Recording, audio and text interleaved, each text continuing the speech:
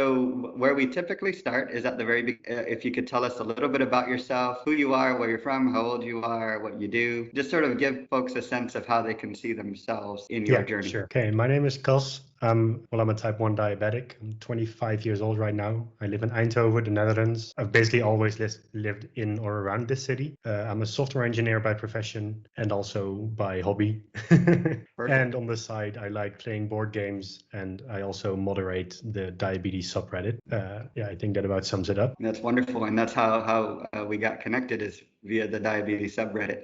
Yeah, a lot of right. folks are using the Reddit to get advice and seek help. And it's very much in line with what we're trying to do with Healthful Heroes. So thank you so much for taking the time to manage the subreddit. Yeah, sure. Great. And so software engineer, so that sounds exciting. I know that's a very in-demand thing to be doing these days. Yeah, definitely. Yeah. Wonderful. Wonderful. So we'd like to start at the beginning. So if you can go back in time, and I know it might be a long time ago now, where you maybe first noticed something that was wrong and maybe got a chance to see a doctor. Yeah. This was, I think I was 14 at the time, maybe 13. I didn't quite remember the exact age. It was around Christmas, actually. I hadn't noticed anything to begin with, but then with Christmas, everyone gets together and you eat a bunch and many sweets. And then what we first noticed was that I was drinking a lot. I think on Christmas Day, I drank like 12 liters of tea with sugar, of course, which didn't help with the diabetes. And so we were obviously a bit concerned with how much I was drinking. Also, I was drinking at night and having to get up 3-4 times a night to use the bathroom. And so after Christmas, we went to the doctor, and the doctor wasn't in. He had the week off, so there was this assistant. He tested my blood sugar, and it was at 12 millimoles per liter, which is like 200 milligrams per deciliter for people who use that, which is high. Like it's not crazy, but it's on the high side. But the assistant didn't really know much about diabetes, so he said like, well, it's a bit high, but maybe with puberty it can happen. Come back next week when the doctor's in. So of course I spent the whole week Googling and searching around, finding all the information I could, and I thought like 12 is high. It's on the high side of, like, you can get there if you eat a big pizza, but you're not supposed to stay there. It's not supposed to be there like in the morning before you eat anything. So the next week we go back, and then apparently my blood glucose level is too high to measure, so I'm sent straight to the hospital. There's like, don't go by your house, just go straight to the emergency room. And then that's where I spent the next few days. I spent New Year's there, and then I think like January 3rd or 4th, I go back home. Sure. And so had you noticed anything prior to this point? You mentioned Christmas when you were 14. Was there any sign that there was an issue before that? I don't really remember it. Like, of course, I think for many people you would notice more because it's a more gradual thing, but because there was like this one day with intense eating that kind of kicked it into like first gear, fifth gear, whatever the saying is. So it was very obvious then. But before that, there might have been some like more thirst and drinking a lot and waking up to use the bathroom, but I don't recall it being that obvious. Sure. And so you mentioned in the hospital through New Year's, certainly a unique New Year's. What do you remember about that visit? Well, there's like two sides to this, because on the one hand, I had like the luxury experience because I had my own room in the hospital, which was unique, and I was barely still in the pediatrics department, so that's like a nicer department to stay than where they stuff all the adults. And it was a shame because of course I wanted to celebrate New Year's. It's quite a big celebration with fireworks and stuff, and I bought a bunch of fireworks which I couldn't use. My dad actually stayed over during New Year's, so like during the celebration I had someone. And I like all the people, they always complain about hospital food. I actually like the food quite a bit. So I, like, all things considered, I had a pretty okay time. I had my laptop there. I could just talk to friends on MSN back then, and I had my own little blog where I posted pictures of like, oh, look at all the supplies I need now, which like I was very interested in all the things that usually people I think are like annoyed by or wish they didn't have to deal with. I thought it was pretty cool at first. I mean, after a while it did hit home, like, oh well, I got to deal with this for the rest of my life. But for then it was I felt special, basically. Sure. I mean, folks paying a lot of attention. You mentioned some new things that you had to take in. So what were some of those, the equipment, so to speak? Well, the most obvious thing is the having to inject yourself with insulin all the time. And the reason I had to stay that long is because they wouldn't let me leave before I could do it myself, which makes sense, I guess. So I don't go home and then end up having to go to the hospital again. And also there's just all these things. You've got a blood glucose meter, a ketone meter, insulin pens, cartridges, another hypo kit for if you go low. There's glucose tablets, there's boxes of sets everywhere. So, I mean, I was interested in it. I could see how people wouldn't be. But I think the biggest change was the having to count everything I ate, having to watch what you eat, counting carbohydrates, figuring out how much insulin you need.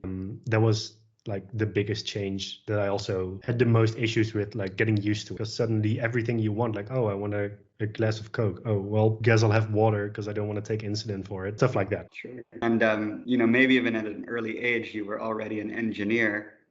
Did part of it seem like problem solving for you, all the equipment and technology and things? I guess a bit. I would like have notes of like percentages by weight for carbohydrates to figure out if I took a snack to school, like how much insulin would I need? And also they gave me this booklet with carbs information and like all the common foods, like how many carbs in 100 grams of rice and how many carbs in 100 grams of bread and stuff like that. And actually the first night that I was released from the hospital, I already had to call them back because on the box of rice, it says the amount of carbs for an uncooked amount. And in the booklet, it had cooked, like a prepared amount, which is much less because there's a bunch of water that soaks in during the cooking. So I was already panicking because it's a factor of like 4, which is like a big difference. So I was like, oh no, I can't eat. What do I need? So I have to call the hospital and like, no, just use the information in the booklet. It's probably better. And my mom made my favorite dish, which is like a chicken curry with rice. But usually you just put everything together with the sauce and the chicken and the rice, and it's like one serving. But since we had to measure everything out, I had separate rice and separate chicken and separate sauce, which, I mean, it was nice, but also not quite what I was hoping for at the time. Sure. And even just that simple, your favorite dish had to be adapted. Talk a bit about what else you've had to adapt. So is it easy to manage the new diet, so to speak? I think, I mean, it was kind of good for me because I was a little bit on the chubby side. So before I would just, I'm kind of packaged. I'll have some chips or I'll have some cookies or whatever. I didn't do that anymore because now afterwards, like not anymore because I have a pump. But at the start where I had to actually take a needle and poke myself, there was like a hurdle to get over. So it motivated me to not snack as much, which I guess is healthy, like regardless of whether you're diabetic. So that was a big change in my lifestyle. And also just having to take it into account, whatever you do, like, oh, you want to ride your bike to school? Well, make sure your blood sugar is high enough. Oh, you want to drive somewhere? Make sure you got glucose tabs for if you go low and you're stuck in traffic. Stuff like that. Like it's not a big deal, but it's very annoying when you forget about it and then have to deal with the consequences. Sure. And could you describe for folks what does it feel like when your sugar isn't high enough? It's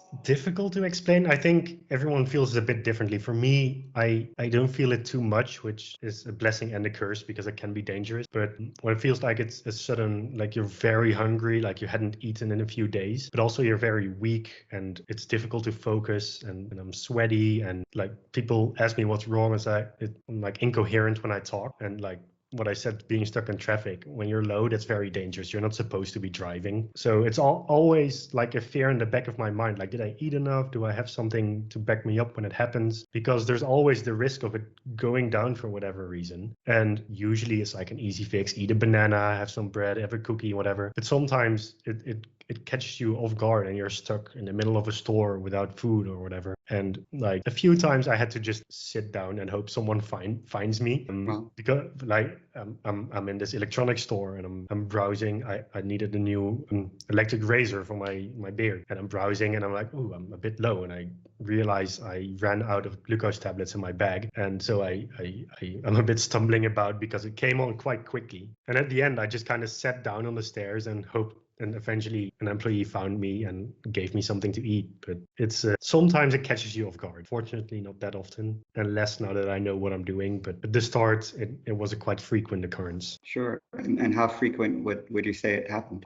Especially the first few weeks, it was daily because, well, the insulin dose you need is different per person and it changes over time. And for me, we hadn't dialed it in perfectly yet. So it was after one meal, I ended up being high and then I ended up being low. And at a certain point, the way it worked out with my meals and biking to school and PE classes, it ended up so that I was low in the afternoon, which is actually kind of funny because the first time I went low at school, apparently I was the first diabetic kid they had, which surprises me because it was a pretty big high school. They were like, is it high school, middle school, whichever one you're at when you're 14. Yeah. And it was like a few thousand kids, so I was kind of surprised I was the first one. But even the teachers were like, oh no, we gotta get you in the elevator. Usually students weren't allowed to use it because there was one for the entire building. Oh, we gotta get you in the elevator. Here, go to the teacher lounge, have cookies and sugar. They just kept feeding me sugar packets, which of course sent me my sugar way up high again. And then after that, they made this arrangement, which I kind of abused, to be honest, where if I'm low, I go to the admin desk and they open up the soda machine and grab me a can. So of course, every other class, I was like, oh, I'm low. No, I gotta go down. So I go there and I get a free cola and then take insulin for it afterwards because I wasn't actually low, which looking back might have been the reason for my grades being a bit less than ideal that year.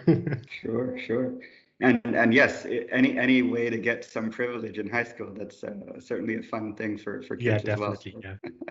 And being able to go to the teacher's lounge, that's fantastic, and that's just great. So how did maybe your friends respond in high school? I think most of them were kind of like me, a bit interested in how it all worked. I had, after about half a year, I got an insulin pump, so I was telling them about it. And one of them thought like it was like some kind of bike pump where you actually had to manually like crank it to get insulin. Isn't the case. It's just this little thing that has a little tube to it. But we were all like, ooh, I wonder how it works, because I'd never seen one. And the doctor just told me, hey, you're gonna get one in 2 months, so good luck. And also I had this one friend, like they at the start when I went low, they wanted me to have someone else to go with me because they didn't want me to go alone. But then after a while they figured like, oh, better have one person who knows what to do when it goes wrong. So my best friend always went with me. And after a while, his parents called my parents saying like, hey, could they stop abusing his diabetes to get free Coke because his grades are dropping too? Because obviously the teachers didn't know I went the class before that as well. So some days I went a few times per day, and his parents didn't appreciate it. Sure. And I mean, when you're young, that treat, right, and that rush of sugar as well, right, it becomes very, very addictive for sure. Yeah. So you've made these adaptations, you've made your appointments, you now have the pump. Describe your experience with the pump. Has it changed the way you manage diabetes, etc.? Yeah, definitely. One of the big upsides is that it has a much more fine-tuned basal setting. Basal is just how much insulin you need when you're not eating. And when you're injecting, you take 1 dose daily or maybe 2, and that lasts you the entire day. But that's also very imprecise because usually your insulin needs aren't the same throughout the day. And on a pump, you can change it per half hour. So it allows you to have a very fine-tuned basal profile. And also the fact that I don't have to stab myself every time I eat is very useful. Useful, sure, but just less of a pain. Before I would feel afraid to eat a snack because I didn't want to stab myself. But then afterwards, I was like, oh, well, it's in there anyway. Might as well use it. So it's much more convenient. Sure.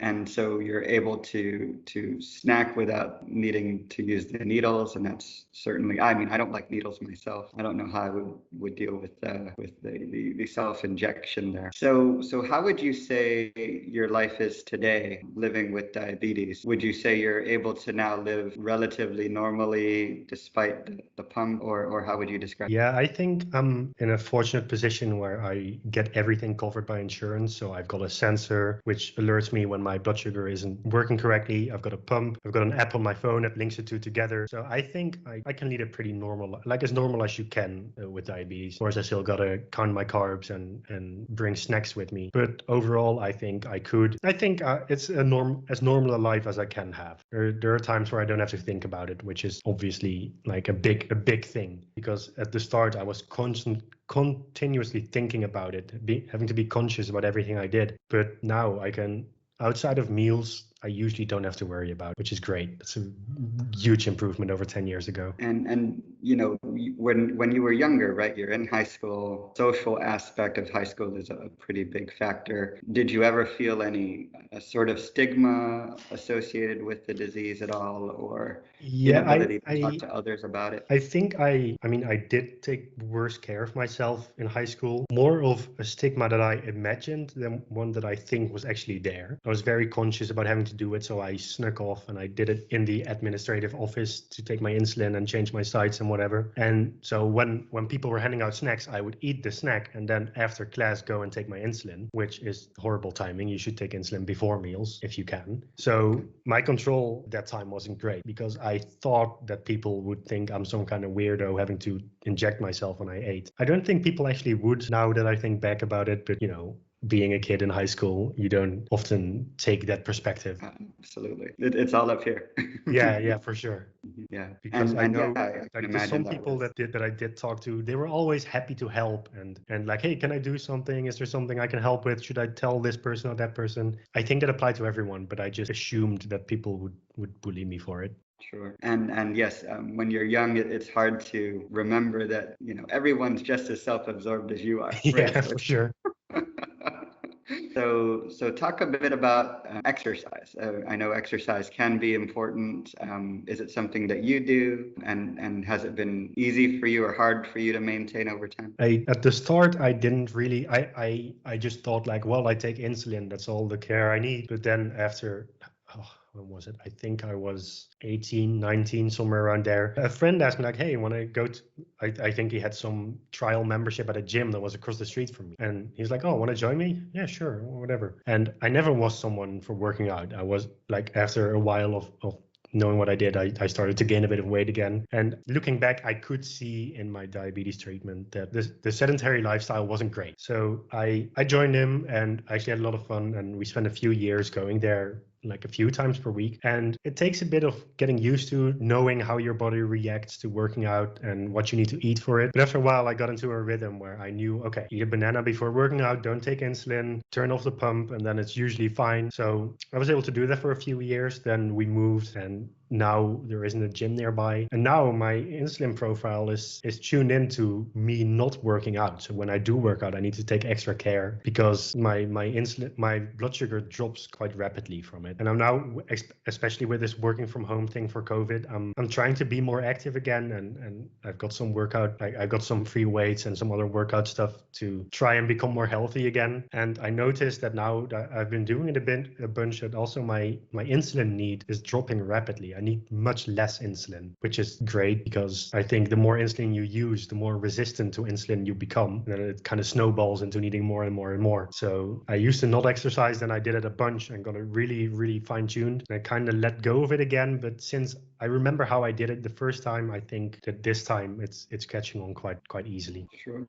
And yes, we're all living COVID life, so to speak, and things have certainly changed for all of us for sure. So, Cas, I wanted to thank you so much for sharing your journey. Is there anything that I haven't asked you that you'd like to share? I think one piece of advice I would have for people with diabetes is that own it. Don't try to hide it because it might be difficult. Many people have assumptions about, oh, you're diabetic, so you must have had a wrong diet or this is all your own fault. It isn't. This just happens to you. And if you own that and if you don't try to hide it, but just treat the symptoms as you get them, I think you'll have an easier time dealing with it. People might judge you for it, but in the end, I think people will respect it if you take care of yourself when you need to take care of yourself and don't try to be ashamed of it. And for those struggling with, counting carbs or the injections, what sort of tips do you have for them? For counting carbs, I think the biggest hurdle is getting used to it because that's what my doctor told me when I got diagnosed, and I can see it in some people now, is if you don't make a habit out of it,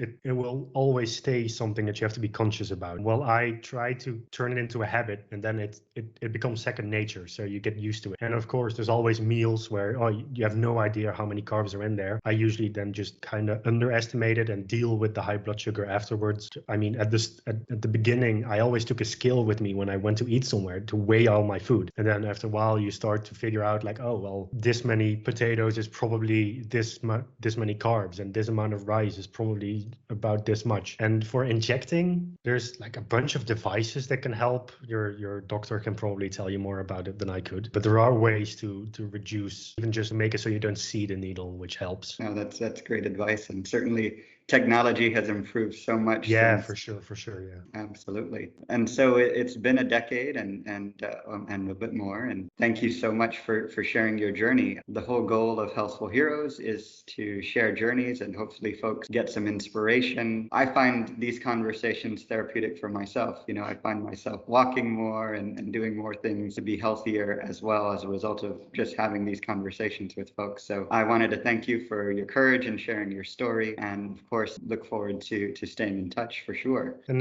thank you too for doing this project. I'm sure it's helpful for many people. Thank you so much. And Cas, I look forward to staying in touch. Thank you so much. And if you have any questions, feel free to send me a note. Thank you so much for moderating the Reddit forum. It's helping out a lot of folks. I'm on it continuously. So, and look forward to staying in touch here. Yeah. All right. Take care. Okay. Enjoy the rest of the day. Yeah. You too. Okay. Bye.